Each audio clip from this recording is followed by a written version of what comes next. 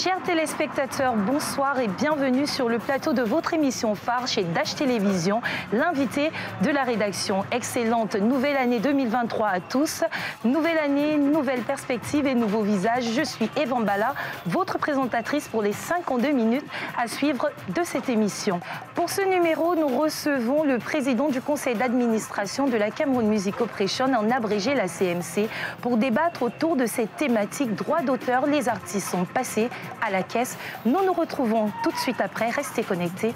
À tout de suite.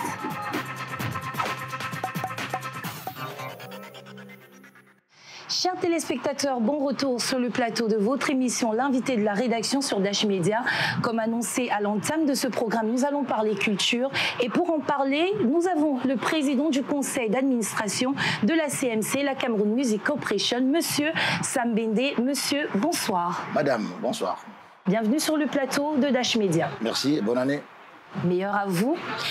D'entame, nous allons parler de la Cameroun Music Corporation. Quelles sont les missions de la Cameroun Music Corporation quand nous savons que vous vous occupez principalement de la musique, de l'art musical au Cameroun? Nous avons la Sosiladra, la Socadap et la SCAP. Pourquoi 4 entités de gestion collective et pas une qui est pluridisciplinaire? Bon, c'est vrai qu'aujourd'hui, il y en a un peu plus. Hein. Il y a la SCDV qui s'est ajoutée dans le giron, qui s'occupe des droits voisins. Mais au fait, à l'époque, il y avait déjà une société pluridisciplinaire qui s'appelait la Socinada. Mais les écrivains avaient dit ils avaient dénoncé, ils avaient dit qu'ils vivaient une sorte de génocide intellectuel parce qu'en fait, on repartissait plus des droits à la catégorie des artistes musiciens que les écrivains et autres. C'est ainsi que vers les fins des années 90, c'est-à-dire environ de 98, perd son âme, le prophète Naoyono a engagé des mesures et qui ont abouti à des démarches qui ont abouti à la loi Oyono qui voit le jour en 2000. Et qui consacre, n'est-ce pas, plusieurs sociétés de gestion collective. C'est un choix à la fois technique et à la fois politique.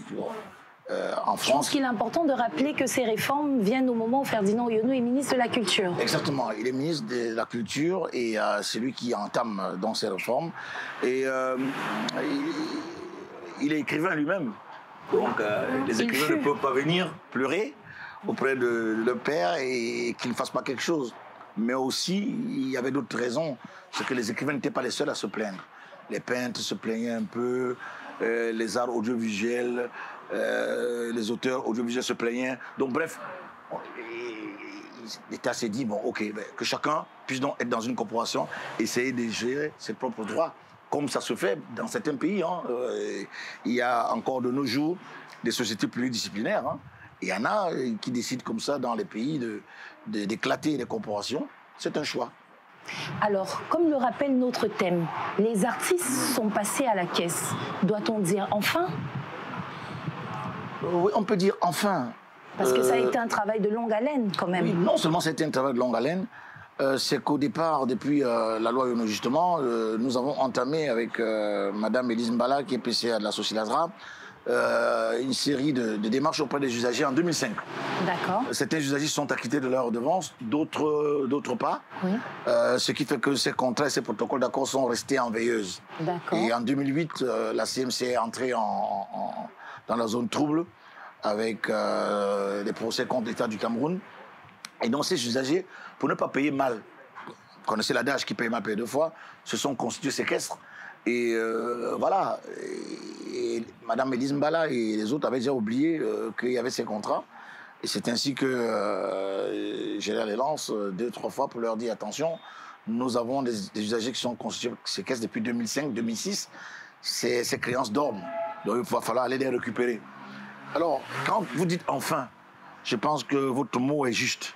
Parce qu'enfin, il y a eu un homme qui s'appelle le ministre Bidonkwat, qui est arrivé, qui a cru à ces créances-là et qui aujourd'hui nous a donné la chance de pouvoir les récupérer. Donc, à tout seigneur, tout honneur. D'accord. Grâce à lui, que nous avons pu avoir autant d'argent, enfin, que les artistes passent à la caisse, non pas une seule corporation, mais toutes les corporations de manière simultanée, y compris celles qui n'étaient même pas destinées à avoir ces créances. J'en parle de la Sonacam, mais je pense à la SCDV, qui n'était pas créée en 2005, mais avec l'action du ministre Binonkwad qui nous a permis justement d'aller recouvrer les créances au-delà de 2017. Nous avons, cette fin d'année, la fin d'année de 2022, nous avons pu quand même, dans le compte dépôt spécial, donner à ces 5 OGC agréés près de 300 millions de francs, ce qui a permis non seulement une répartition pour les nouvelles sociétés agréées depuis 2018, mais toutes les OGC enfin. Donc enfin, votre mot est très juste et je ne peux que remercier M. Binonkwad, qui a été soutenu d'ailleurs par le ministre SGPM, M. Séraphin Fouda, dans cette démarche à travers le Premier ministre. Donc on remercie le gouvernement camerounais. Donc, si on vous comprend bien, entre le feu Ferdinand Oyono et le ministre actuel de la Culture, M. Binonkwad, personne n'y a cru. Et il n'y a personne qui a cru à ce projet. Personne n'y a cru. Donc on parle de plus de 340 millions de francs pour la première phase d'appurement en août 2022 et près de 200 millions de francs CFA pour la seconde phase qui ont été remis aux caisses de la CMC, dont vous êtes le PCA, Monsieur Sam Bende. Pouvez-vous nous donner plus de détails sur cette opération de recouvrement en notant principalement que 4 organismes, vous faites partie des 4 organismes à avoir bénéficié de ce recouvrement, de ces fonds pour le recouvrement. Vous êtes bien renseigné. Bien Très bien. Sûr. Bon, alors, comme je le disais dans mes propos liminaires, grâce à l'action et au soutien de l'accompagnement du ministre Binonkwad, en août 2022, nous étions déjà dans une zone de d'1,2 milliard de francs recouvrés. Et vous faites bien de préciser que la quote-part de la Cameroun Music Corporation est de 340 millions. Parce que beaucoup d'artistes musiciens, beaucoup dans l'opinion, ont pensé que les 1,2 milliard qui ont été recouvrés appartiennent à la seule CMC. Et c'est bien de préciser que la CMC, dans ces 1,2 milliard, n'a recouvré que 340 millions de francs qu'il a distribués à ses titulaires de droit. Et la deuxième phase qui vient d'avoir lieu, en fait qui a lieu actuellement, a fait que nous puissions avoir près de 126 millions. Plus des œuvres non documentées de la première répartition, on les ajoute, ça fait 200 millions de francs en plus qui ont été repartis aux titulaires de droit actuellement. La SOCEDLA a fait pareil, la SCAP a fait pareil pour sa quote-part et la SOCADAP a fait pareil pour sa quote-part. C'est extraordinaire. Donc aujourd'hui, nous attendons encore 850 millions de francs de la CRTV. Ça fera un total de 2,4 milliards que nous aurons eu au total et les titulaires de droit ne peuvent être qu'heureux. On parle de montants assez costauds et je pense que nos téléspectateurs aimeraient bien savoir, y a-t-il une mission de contrôle mise en place par le ministère de la Culture pour veiller à ce que ces opérations se passent en toute transparence? Oui, très bien. Il y a la commission de contrôle des organismes de gestion collective qui s'appelle, en abrégé, la CCOGC, a pour mission de venir regarder comment se feront les répartitions. Au-delà de la transparence, il y a quand même, qu'il faut le souligner avec force, cette mission de contrôle n'est pas n'est-ce pas, c'est pas un gendarme qui vient arrêter les gens, mais il est là pour un contrôle de conformité. C'est-à-dire, est-ce que, madame, on vous demande de passer par Yaoundé, mais en passant par EDEA, si vous passez par Bafoussam, ce n'est plus la loi, vous n'êtes plus en train d'appliquer la loi. Donc, c'est un contrôle de conformité. Parce qu'il faut le dire avec force, les sociétés de gestion collective sont des entités privées, mais sous le contrôle administratif de l'État, à travers le ministère des Arts et de la Culture. Donc, elles ne sont pas des sociétés sous tutelle. Ce sont des entités privées et qui se gèrent librement et s'administre librement conformément aux textes fondamentaux. Donc la commission de contrôle, contrairement à ce que les gens peuvent penser parfois, on a comme l'impression que c'est une superstructure qui est au-dessus des PCA, au-dessus des sociétés, que non, que nenni. Cette structure est là pour tout simplement un contrôle de conformité, Et elle n'a aucun pouvoir de sanction. Seul le ministre des Arts et de la Culture a le pouvoir de sanctionner des sociétés de gestion collective. Justement, à la suite de cette question, j'aimerais bien savoir que deviennent ces artistes titulaires et la nouvelle génération. Qu'en est-il? Puisque vous nous avez clairement expliqué qu'entre 2005 et 2022, il y a eu du mal à faire recouvrer ces fonds aux différents titulaires de droits. À côté de cela, le principe des recouvrements est de recouvrer des créances qui existaient à cette époque où on travaillait avec Mme Élise Mbala et tous les autres. Mais il y a quand même un travail de perception et de répartition qui se fait par des entités que j'appellerais des entités agréées, qui sont toujours la SOCILADRA, la SCAP, la SOCADAP, la SCDV et la SONACAM, qui devraient normalement continuer dans le travail de perception et de répartition. Pour que ça ne mette plus autant de temps, surtout. Il y a quand même 292 000 potentiels usagers au Cameroun. Si chaque usager paye 10 000 francs CFA par an, ça fait quand même 2,9 milliards. Donc, ces sociétés agréées doivent continuer ce travail de perception. Parce que nous, on parle des arriérés, on parle des recouvrements des arriérés. Donc oui, de plusieurs années antérieures. Mais il y a des sociétés qui ont été agréées depuis 2018, qui ont eu des agréments de l'État, la confiance de l'État. L'État leur a fait confiance en leur octroyant des agréments de 10 ans. Ils doivent faire le travail, ils doivent les percevoir et repartir et mettre en place des politiques pour ces jeunes générations qui sont là. Mais justement, qui veille à ce que ces sociétés fassent réellement leur travail? Parce qu'après, les artistes vivent de leurs droits. Oui, mais on n'a pas l'impression que les artistes camerounais bénéficient beaucoup de ces droits. La commission de contrôle doit jouer son rôle. D'accord. Elle doit jouer son rôle, elle ne doit pas simplement se cantonner à observer, parce qu'elle a un rôle assez important aussi, celui de la médiation, c'est le bras séculier du ministre. Parce que le ministre des Arts et de la Culture ne s'occupe pas que de la gestion collective. C'est vrai, c'est une de ses missions, mais il y a d'autres missions. Vous avez parlé de la culture est tellement vaste, donc le ministère des Arts et de la Culture ne saurait se réduire à une seule activité qui est la gestion collective. Bien sûr. Donc c'est pour ça que je pense que le Premier ministre avait vu juste de mettre à côté du ministre des Arts et de la Culture, qui a beaucoup d'autres choses à faire, une commission qui devrait suivre justement et bon qui fonctionnement. Bon, donc peut-être qu'on en parlera tout à l'heure, mais cette commission ne donne pas l'air de faire franchement son boulot. Je pense qu'elle n'a pas tous les moyens qu'il faut, parce qu'en même temps, quand vous dites que vous venez contrôler des gens dans le système de répartition et de perception, mais madame, je peux vous dire qu'il y a des sociétés ici qui ont des logiciels. Comme par exemple nous, la CMC, nous avons un logiciel COSIS, et pour venir nous contrôler, il faut que vous ayez le même matériel. Si dans notre comptabilité nous utilisons la ligne 100, ça arrive, vous ne l'avez pas, comment pouvez-vous contrôler quelqu'un qui a un matériel assez élevé?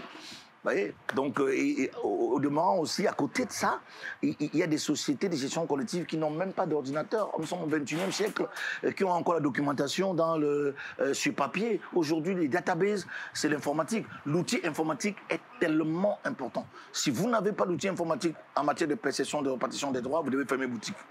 Voilà. Vous avez justement soulevé un problème, parce que l'archivage, justement, toutes ces données, comment elles sont gérées? Si elles sont gérées de manière manuscrite, si vous n'avez pas de database. C'est pour ça que tout à l'heure, peut-être, vous allez me poser la question de savoir pourquoi le droit d'auteur, alors, ça ne marche pas. Mais nous avons déjà la réponse. Vous avez vu juste, c'était ma question suivante, celle de savoir, selon vous, parce que vous avez qualité à répondre justement à cette question. Bien sûr, si on reste dans l'archaïsme et dans les incantations païennes, on n'a pas de résultat. Aujourd'hui, au Cameroun, vous allez voir des gens qui ne parlent que du droit d'auteur en termes je dirais, d'abstraction. Mais le droit d'auteur s'accommode mal de l'amateurisme et de l'improvisation. Il s'agit d'un secteur assez compliqué, assez complexe, qui relève du droit des affaires. On parle bien droit d'auteur, gestion collective du droit d'auteur et des droits. Vous voyez, donc il y a le droit, il y a la gestion. C'est très important. Alors, si vous n'avez pas les outils de gestion, les outils de production, et vous passez votre temps à parler dans les WhatsApp, à dire ce qu'il y a à dire, vous n'y arrivez pas. Parce qu'aujourd'hui, on est passé à l'ère du digital. Tout est numérisé. Alors, je vous ai dit tout à l'heure qu'il y a des sociétés camerounaises, d'auteurs, qui n'ont même pas de database, dont les directeurs généraux ne savent même pas utiliser les ordinateurs. Ils n'ont même pas de laptop. Alors, comment pouvons-nous faire de la gestion collective dans ces conditions-là? Et demain, on va dire que c'est la faute au ministre? Non. C'est nous qui devons mettre tous ces outils en place et choisir the right man on the right place et donner, booster, parce que vous avez dit peut-être la nouvelle génération, cette jeune génération, aujourd'hui... Vit à l'ère du numérique, justement. Merci. Donc, si on parle du droit d'auteur, on parle de l'ère numérique, des droits numériques. Mais les gens parlent encore de droit d'auteur comme si on est dans un bar, on a joué, et puis on est à l'époque, en fait, de la société, quoi. Le droit d'auteur a changé complètement de visage. Mais malheureusement, parfois, on a l'air de prêcher comme ça. Et je me dis parfois, même si on ramenait le Christ, Jésus-Christ au Cameroun, il se remettait sur la montagne pour le sermon de la montagne, et il a des risques de ne pas être entendu. Vous parlez avec beaucoup d'humour, M. Sambembe. Et justement, je voulais savoir par rapport à votre dernière réponse, y a-t-il une différence entre la gestion collective au Cameroun et dans d'autres pays africains? Y a-t-il une différence? Mais comparaison n'est pas raison, madame. Oui. Mais quand même, on ne peut pas dire que dans ce pays, il y a des choses qui marchent et d'autres ne marchent pas. D'accord? Bien sûr, comme dans tous les pays d'ailleurs. Mais le Cameroun, quand même, regorge de génie. Je peux vous dire que le président Paul Biya a été le deuxième président au monde à consacrer les droits voisins. Nous sommes en 1990. Wow. Et aujourd'hui, c'est ça qui marche. Les droits de voisins, la copie privée, représente 60% des perceptions de droits d'auteur dans tout le monde entier. Et Paul Biya l'a vu en 1990. Un visionnaire alors, notre président. Alors, vous voyez, donc ses équipes et lui ont travaillé avec une vision comme celle-là. Et après François Mitterrand, c'est Paul Biya qui avait consacré les droits voisins. Plus de 30 ans après, nous n'avons pas encore commencé, nous ne sommes même pas au balbutiement de mettre en branle la vision et la politique du chef de l'État. D'autres pays sont venus s'inspirer ici au Cameroun des droits voisins. Pourquoi y a-t-il un handicap? Je ne sais pas, on y reviendra. Mais je parle du Sénégal, c'est inspiré de nous. L'Algérie, c'est inspiré de nous. Le Burkina Faso, tous sont venus ici s'inspirer de la loi Oyono et de ce que le président de la République avait comme vision. Aujourd'hui, c'est des milliards qu'ils font rentrer dans leur pays. Donc, comparaison n'est pas raison, mais vous ne pouvez pas être numéro un. Vous avez un président qui a une vision et d'autres pays viennent s'en inspirer. Vous avez le mal à l'implémenter. Donc voilà des choses qui minent un peu la situation du droit d'auteur et des droits voisins au Cameroun. D'autres pays marchent très bien. L'Afrique du Sud, ça marche. Au Sénégal, ça marche. En Côte d'Ivoire, ça va très bien. Mais au Cameroun, on devrait être, c'est que dans la sous-région, on devrait être numéro un. Mais nous sommes encore au bégaiement, au balbutiement. J'en suis déçu. C'est dommage, malheureusement, mais justement, nous avons suivi le ministre de la Culture qui a annoncé beaucoup de réformes, beaucoup de décisions dans la structuration de la gestion des droits d'auteur au Cameroun. J'aimerais bien savoir quelle est la prochaine innovation dans ce secteur.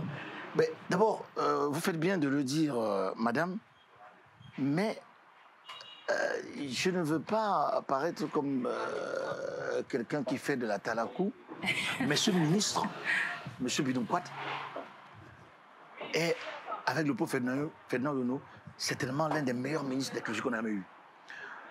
À peine arrivé, il ne s'est jamais immiscé dans la gestion quotidienne de cette gestion collective. Ce ministre se contente de nous demander de nous entendre et qu'il nous accompagne avec le gouvernement dans ce que nous devons faire. C'est de la démocratie. Il n'a jamais décidé en lieu et place des sociétés collectives. D'ailleurs, ma patronne, qui est Mme Elise Mbala, Meka, le président de la Société d'Adra, et qui est la superviseure d'ailleurs des opérations de recouvrement, à qui je fais un coucou pour son beau boulot, a toujours répété que le ministre Bidonkwat ne nous impose jamais rien.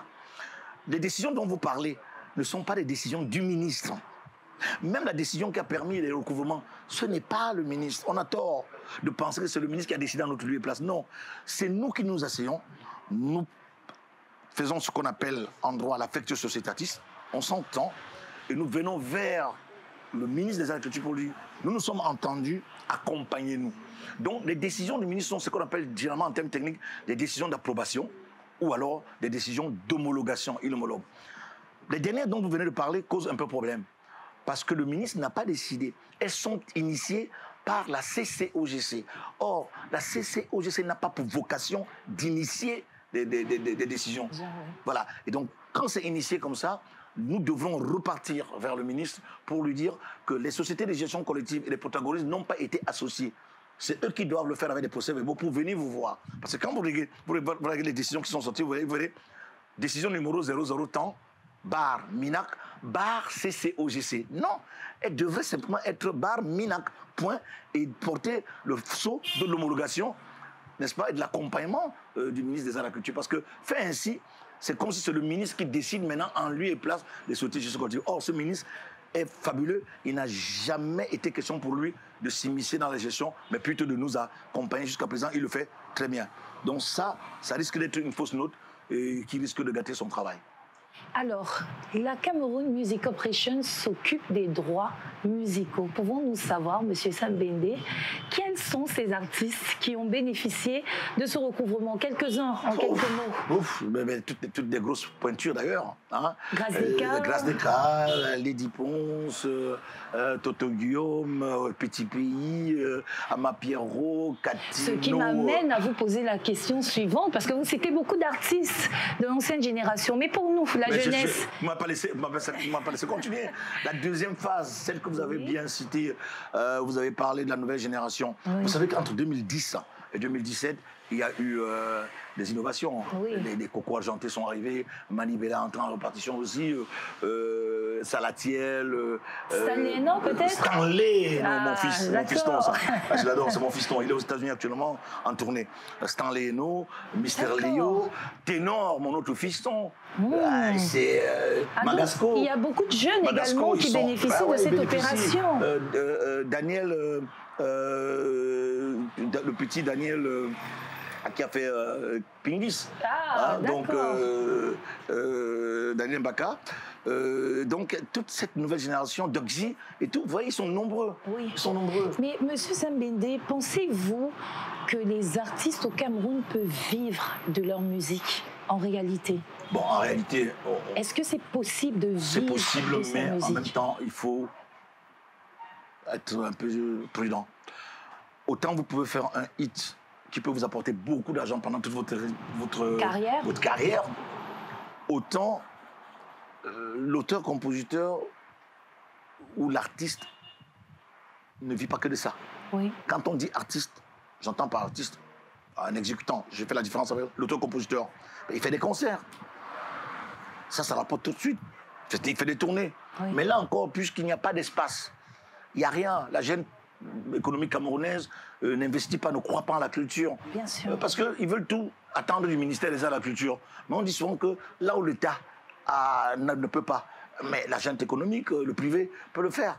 L'État n'a jamais refusé à personne de mettre en place ça marche pour des pays comme le Nigeria. Merci, bien sûr. Oui. Aujourd'hui, le Nigeria a changé de visage avec l'audiovisuel, le cinéma et la musique. Donc, un artiste peut vivre du droit d'auteur, mais peut aussi vivre beaucoup plus. Il veut beaucoup plus de sa carrière, c'est-à-dire la carrière des concerts et des produits dérivés. Parce que le droit d'auteur, c'est quelque chose en réalité qui doit venir s'ajouter en réalité. Parce qu'il ne faut pas non plus penser que si vous ne faites pas de chansons, en plus, c'est sur l'utilisation effective de vos œuvres. Si vos œuvres ne sont pas diffusées, vous n'avez droit à rien. Malheureusement, il faut beaucoup de séminaires. Il y a des gens qui pensent que le fait de venir dans une société de gestion collective, de déposer les œuvres et de payer 15 000 francs, vous êtes déjà artiste. Et donc, dès qu'il y a une répartition, c'est un partage. Vous venez pour chercher l'argent. Non, oh que non. Si vos œuvres ne sont pas diffusées, vous n'avez droit à rien. Elles doivent être exploitées. Dash TV doit pouvoir vous diffuser et nous envoyer les playlists en payant X millions, en disant, moi j'ai diffusé des œuvres de tel. C'est comme ça que vous entrez en répartition. Mais si vos œuvres ne sont pas diffusées, vous n'êtes pas payé. Il y a des gens qui viennent pour vous dire mon nom n'est pas sorti, mais vos œuvres n'ont pas été diffusées. En effet, donc c'est ça le principe. C'est ça le principe fondamental, madame. Et beaucoup de gens l'ignorent. Et ce n'est pas parce que je suis Sam Bende, j'ai eu du succès en 2000. C'est ce que j'allais dire. Vous-même, en tant qu'artiste, avez-vous bénéficié de ce recouvrement? Oui, mais beaucoup moins que la nouvelle génération que je vous ai cité. Oui. Et c'est la période. Moi, j'ai eu beaucoup d'argent en 99-2000, lorsque j'ai sorti Rosita. C'était dans tout le monde entier. C'était en Italie, c'était en Belgique, c'était au Cameroun, je touchais mes droits, c'était au Congo, c'était partout. Mais maintenant, parfois, les œuvres c'est cyclique. Ça décline un tout petit peu. Alors, vous pensez vraiment que je veux venir me disputer maintenant avec Ténor, me disputer maintenant avec Stanley Eno? Votre rôle est même plutôt d'accompagner ces jeunes artistes. Et c'est justement ça qui m'emmène à vous poser cette question. Quel est le conseil que vous, en tant qu'artiste, vous, en tant que président du conseil d'administration de la Cameroun Music Corporation, vous pouvez donner aux jeunes artistes, à cette nouvelle génération d'artistes qui naît aujourd'hui de plus en plus au Cameroun? Avant cela, je voulais juste faire une petite anecdote pour vous dire que Vous avez parlé tout à l'heure de l'ancienne génération, mais vous voyez qu'un mec comme Bendeka, Petit Pays, tourne encore. Non seulement ils sont en concert, mais ils sont productifs. Ils sont tellement productifs, ils ont tellement d'imagination que leurs œuvres tournent encore jusqu'à présent. Et parlant de la nouvelle génération, elle s'est appropriée de notre Bendeka national. Ils font des featuring avec Bendeka, c'est formidable. Mais cette nouvelle génération qui est très talentueuse, vraiment, je vais encore les supplier en leur disant, ne laissez pas mourir le gros répertoire que nous avons. Parce que l'exception culturelle est très, très importante. Si vous pensez que vous pouvez interpréter les œuvres des Cambi Briand, faites-le. Donnez une couille de juvence. Si vous pouvez interpréter Kemayou Alvis, donnez ça. C'est important. Allez puiser chez Sam Fantoma, allez puiser chez Michel François, et allez puiser chez... C'est ce que Burna Boy au Nigeria voilà, fait avec Fela Kuti. Allez puiser chez Messimène Konda, Tonton, Medjome Soma, Jacob. Vous puisez là, vous donnez une cure de jouvence à ces œuvres-là. C'est vrai qu'eux-mêmes, ils sont des bons auteurs-compositeurs, mais c'est pour faire revivre les anciens succès, etc. Et en fait, faire vivre notre culture, pour la pérenniser. C'est le conseil que je peux leur donner. Et comme ils sont excellents et comme ils excellent dans l'ingéniosité actuellement, je vous assure, ils vont donner une nouvelle couleur à la musique camerounaise et on pourra l'imposer plus facilement à l'international, comme les Nigérians font. D'accord.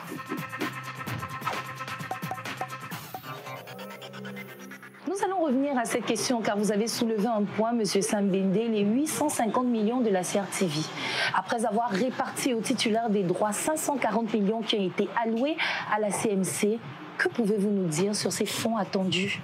La CRTV ne s'est pas encore acquittée de ce montant et c'est vrai que ce montant est attendu pour... clôturer cette phase d'appurement ou pas? Peut-être pas clôturer parce que de toute façon l'opération continue même sans accompagnement du ministère des Arts et de la Culture parce que en fait la commission de recouvrement madame n'a pas été mise en place par le ministre. On accuse le ministre pour rien. Non, le ministre nous a accompagnés en appuyant notre protocole d'accord. C'est nous qui avons mis la commission en place. Avec les autres sociétés de gestion. Cette commission peut aller sur le terrain ou même peut confier la mission à un avocat pour continuer, tout simplement. Bon, alors, les 850 millions de francs de la CRTV n'ont pas encore été payés. Parce qu'à la limite, la CRTV doit l'argent de 2015, 2016, 2017. Et elle veut payer en 8 exercices, c'est-à-dire qu'il y a un directeur général, celui de l'ASCAP, qui s'est permis d'aller signer un contrat alors qu'il n'a pas reçu mandat, pour aller prendre 850 millions de francs en 8 exercices, ce qui ne nous arrange pas. Ce qui ne nous arrange pas du tout. Oui. Mais au demeurant, la CRTV, pour dire la vérité, est d'abord notre meilleur usager. Parce que c'est toujours acquitté de ce montant. Et nous estimons que la deuxième polémique qui consistait à ce que les 850 millions de francs aillent dans un compte qui n'est pas celui approprié. Pour nous, le débat est clos. Parce que Mme Élise Mbala, qui est notre patronne, a rencontré le ministre des Arts et de la Culture, qui est un bon père de famille. J'aurais fait la même chose que lui. On lui a fait croire que le compte des arriérés, le compte des arriérés qui était à la SCB était fermé et était bloqué. Donc c'est pour ça qu'il avait demandé à la CRTV, pour qu'il y ait répartition en décembre, pour que mes enfants puissent avoir de l'argent, envoyez-le donc en attendant dans le compte de dépôt spécial. Et je pense que ça a été réglé, puisque ça a été un gros mensonge. Je pense qu'on va revenir à la vérité et la CRTV devra verser cet argent non seulement dans le compte des aérés, mais cet argent est attendu par toutes les corporations pour pouvoir maintenant repartir ou bien apurer les droits radio-télé. Parce que beaucoup attendaient les droits radio-télé. Or, ce sont pour le moment les sociétés, les entreprises qui payaient, quoi. Donc maintenant, nous allons avoir les playlists, parce que la CRTV a fait sur l'habitude de nous donner les playlists. On va partir des playlists, comme je vous disais tout à l'heure, l'exploitation effective des œuvres. Ce dont les œuvres ont été exploitées pendant cette période à la CRTV vont entrer en apurement de leurs droits. Donc au demeurant, nous restons optimistes, malgré les 2 fausses notes dont je vous ai parlé du directeur général de l'ASCAP. Nous allons rattraper cela grâce au ministre des Arts et de la Culture et grâce à Mme Élise Mbala, qui est sur ce dossier d'ailleurs, qui est la présidente du conseil d'administration de la Société et qui est, j'insiste, superviseur général des opérations de recouvrement.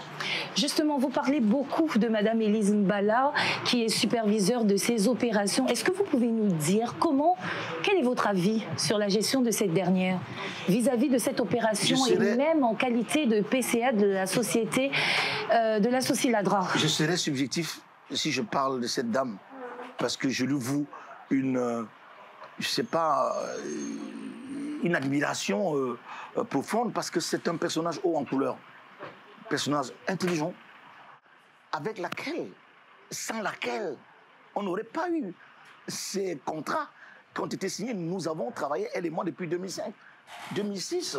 Quel a été son rôle? Son rôle, c'était justement de venir avec moi débattre et convaincre les usagers à payer. Et pour cela, il faut avoir de la matière, il faut être technique. Et vous connaissez peut-être pas sa pugnacité.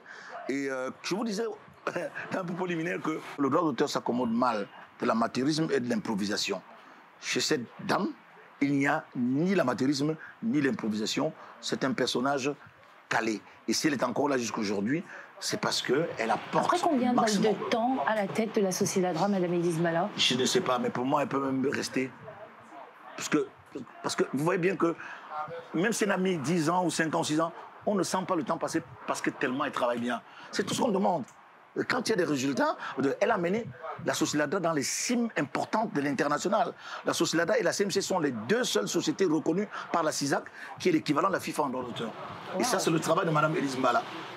Donc ça, on ne peut pas le nier. Beaucoup pour la culture, cette dame. Mais avez-vous d'autres acteurs majeurs de la culture au Cameroun? Parce que nous ne voyons pas beaucoup vivre les œuvres de ces artistes, justement, pas beaucoup de manifestations où nous pouvons retrouver des richesses culturelles de ces artistes. Peut-être vous n'êtes pas la personne la mieux appropriée pour parler de culture et d'art. Je peux le dire avec certitude.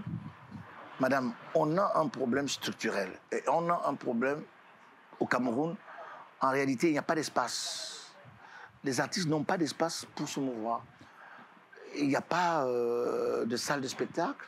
Le théâtre a complètement disparu. À l'époque, quand j'étais petit, je regardais la marmite de Kokambala et tout ça, tout ça. J'allais au théâtre. Mais aujourd'hui, il n'y a plus de théâtre. Il n'y a plus rien. Mais c'est dû à quoi, ces disparitions, vous croyez? C'est parce qu'il faut, non seulement il faut de la volonté politique, mais au-delà de la volonté politique, il faut que la junte économique camerounaise ou la junte culturelle bouge. Il n'y a pas que l'État qui peut faire des choses. Je vous ai dit, il y a des mairies. On a des mairies dans tout le Cameroun. Alors, si les hommes d'affaires croient en la culture, ils investissent dans la culture. On parle aujourd'hui, en culture, on ne parle pas de la culture comme le social aujourd'hui. La culture, on parle en termes d'industrie culturelle.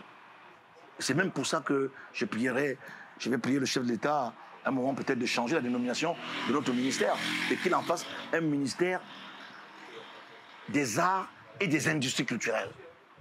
Le ministère de la Culture en charge des arts et des industries culturelles. Ça sonne industrie parce que la culture, elle se vend. C'est une industrie. C'est une industrie. Et elle crée des richesses. Madame, est-ce que vous savez que les industries culturelles, aujourd'hui, viennent devant l'industrie de la mode? Bien sûr. Du pétrole et même de l'armement. Qui pouvait y croire? Donc les industries culturelles génèrent énormément de richesses. C'est une source pour la lutte contre la pauvreté. Donc, alors, si vous n'amenez pas ça au niveau du chef de l'État, si vous n'amenez pas ça au niveau du Premier ministre, comment pouvez-vous les convaincre sans que vous ne puissiez avoir des argumentaires et avec des comparaisons? Ils n'attendent que ça pour prendre des décisions. Des décisions qui s'imposent. Qui s'imposent. Donc je pense que c'est aussi nous qui devons le faire. Puisque nous parlons de l'industrie de la musique, monsieur le PCA, et que vous êtes quelqu'un de très cultivé et de très culturellement calé, qu'est-ce que vous pensez de l'industrie du film au Cameroun? Ça n'existe pas. Comment pouvez-vous faire une industrie sans moyens? Le ministère des Arts et de la Culture appuie des initiatives telles que celle de M. Bassek Bakobio, que je salue au passage. L'écran noir, les écrans noirs qui existent depuis plusieurs années, déjà plusieurs décennies. C'est un miracle. Ça relève de la gageuse que Bassek fait, et avec un soutien du ministère des Arts et de la Culture. Et c'est là où nous devons intervenir. Comment vous pensez qu'un ministère des Arts et de la Culture peut même développer des industries culturelles dans un pays, peut même appuyer les industries avec 5 milliards de francs par an de budget? Donc il faut absolument qu'on fasse tout pour qu'on augmente le budget de la culture, des arts et de la culture au Cameroun. Peut-être revaloriser ce secteur. Pour revaloriser ce secteur, il faut déjà qu'au niveau du ministère des Arts et de la Culture, que le gouvernement fasse un effort pour que ce ministère ait au moins 20 milliards de francs CFA par an. C'est un minimum, c'est vraiment un minimum. Si elle veut appuyer sur le terrain des initiatives telles que celle de Bassek ou pour avoir les prémices d'une industrie cinématographique. Vous savez qu'un film, ça peut prendre 1 milliard, qu'on se peut prendre 2. Bien sûr. Production, la production est très l'audiovisuel, ça coûte extrêmement cher. Et pour créer des industries, ce n'est pas des incantations. Ce n'est pas une vue d'esprit, ce n'est pas ex nihilo. Donc ça veut dire qu'il faut s'entourer de garanties et ça commence par là, au ministère des Arts et de la Culture, à qui il faut donner des moyens. Ce n'est plus normal que le ministre Budunkwad se retrouve avec 5 petits milliards de francs CFA, il ne peut rien faire avec ça. C'est juste vraiment pour payer les fonctionnaires du ministère, ça s'arrête là. Maintenant, à côté de ça, si on veut vraiment développer les industries, faire vivre la culture du Cameroun, il faut lui ajouter 15 ou 20 milliards de francs, vous allez voir, ce sera déjà les prémices. Donc, il n'y a pas d'industrie à cause du fait qu'il n'y a pas de moyens. Et si on associe ce que l'État du Cameroun peut faire pour subventionner la culture, eh bien, la junte économique camerounaise, je suis sûr qu'il y a des entreprises ici qui peuvent suivre. Ma génération a connu les écrans noirs, a connu le Festival international à Bokingoma de la PCF de la Société Madame Élise Balaméquin.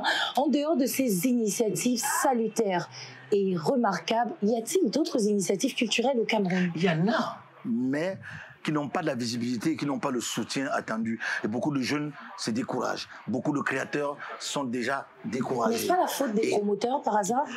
Il y a tout cela. L'environnement n'est pas professionnel. L'environnement, parce que pour que l'environnement soit professionnel, il faut déjà au niveau du top d'avoir des moyens. Madame, si vous vous réveillez le matin avec l'instinct d'avoir faim, qu'à la fin de la journée, vous devez nourrir votre famille, vous êtes foutu, vous ne pouvez plus réfléchir même pour la création. Bien sûr.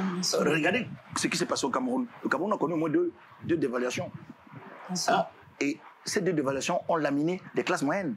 Il n'y a plus de classe moyenne au Cameroun. Soit vous êtes riche, soit vous êtes tellement pauvre. Or, pour vous développer, vous avez besoin de la classe moyenne. Et cette classe moyenne-là qui disparaît. Quand vous payez un professeur de votre fils 100 000 francs par mois, qu'est-ce que vous attendez? Vous attendez quel résultat? La médiocrité. La médiocrité. Quand vous payez un médecin 150 000 francs par mois, qu'est-ce que vous attendez? Beaucoup de décès dans les hôpitaux, parce que manque de motivation, je pense. Et cette classe moyenne-là, elle a été laminée. Or, cette classe moyenne devrait aspirer à être riche. Pas être riche parce qu'elle gagne suffisamment de l'argent, mais parce qu'elle est dans un confort qui permet qu'il ne soit pas dans un instinct de survie. Exactement. Parce que quand un professeur se réveille le matin, il doit penser à dispenser de bons cours aux élèves. Mais si le matin il se lève en pensant qu'à la fin de la journée, sa femme n'a pas mangé, les enfants n'ont pas mangé chez lui, tout ça, il est déstabilisé. On a coupé l'eau ou l'électricité voilà, parce qu'il n'a pas payé. L'environnement, c'est exactement pareil dans la culture. Cet environnement est malsain. Il faut absolument un électrochoc et il faut absolument le soigner. Parce que là, on est dans une situation d'électrocardiogramme qui risque d'être plat. Et quand l'électrocardiogramme est plat, c'est la mort clinique. Monsieur Sam Bende, nous vous remercions d'avoir accepté cet entretien chez Dash Media. Merci. Et j'ai été très heureux. Et j'ai été aussi surpris par votre culture et par votre professionnalisme. Merci infiniment. Chers téléspectateurs, c'était l'invité de la rédaction et ce jour, nous recevions M. Sam Bende, le président du conseil d'administration de la CMC, la Cameroun Music Corporation, sur la thématique « Les artistes sont enfin passés à la caisse ». Nous nous retrouvons pour un prochain numéro dans une semaine avec une nouvelle thématique, de nouvelles perspectives et de nouvelles choses en débat. Et surtout, un nouvel invité. Restez connectés sur nos réseaux sociaux et surtout n'oubliez pas de télécharger notre application, soit sur Apple Store ou Google Play Store. C'était un plaisir de vous servir et de vous informer aujourd'hui. À très bientôt sur Dash Télévision. Bonne soirée.